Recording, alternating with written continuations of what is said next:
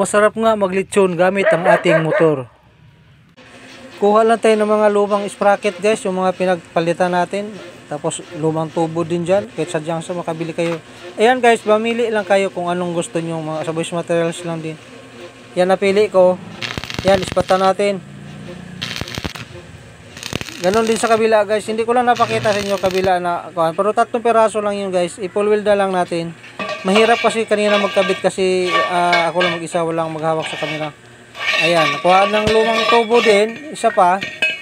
Tapos doon natin paikot kasi yung kuan guys, yung tubong isang na may sprocket. Tapos ispatan natin, yan naman napili ko, yan.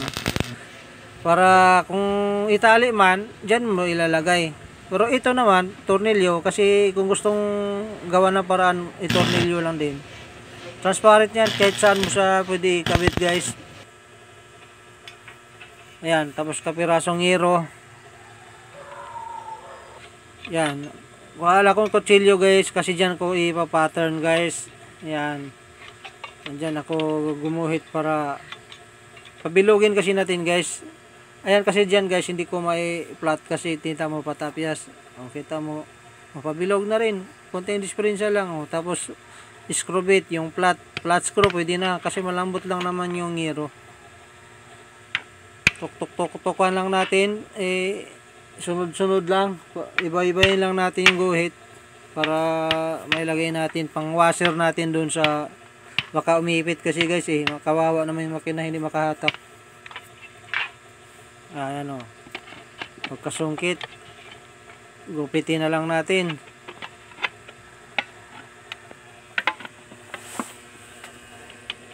Diba?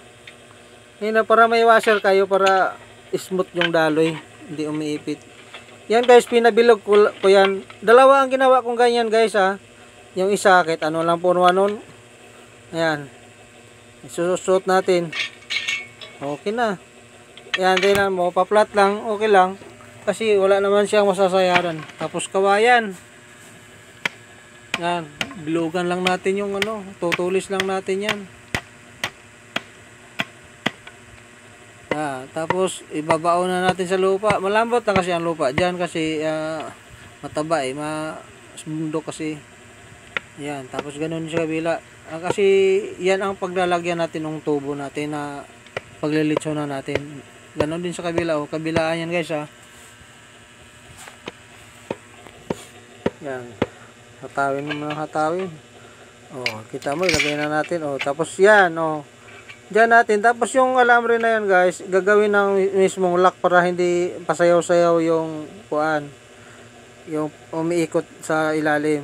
Ayan. Tapos talian na natin. Ganon din sa kabila. Talian na natin yan. Tapos ilalagay na natin yung ating manok na nakatuhog sa kawayan. Suksok na lang natin dyan. Bahala na kayo guys anong klaseng version ang ititimpla nyo sa inyo.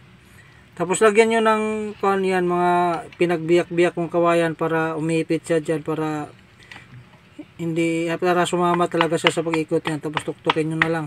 Ayan.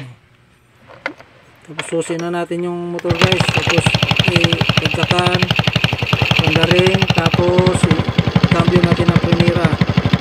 Ayan. Ayan guys. Ayan, tinanong mo guys, sumikot yung kadina. Pati yung tubo. Ayan, maglitso na siya guys. Ayan guys, paluto na guys. Ayan, pagka luto na, siyempre bakliin na yung pakpak.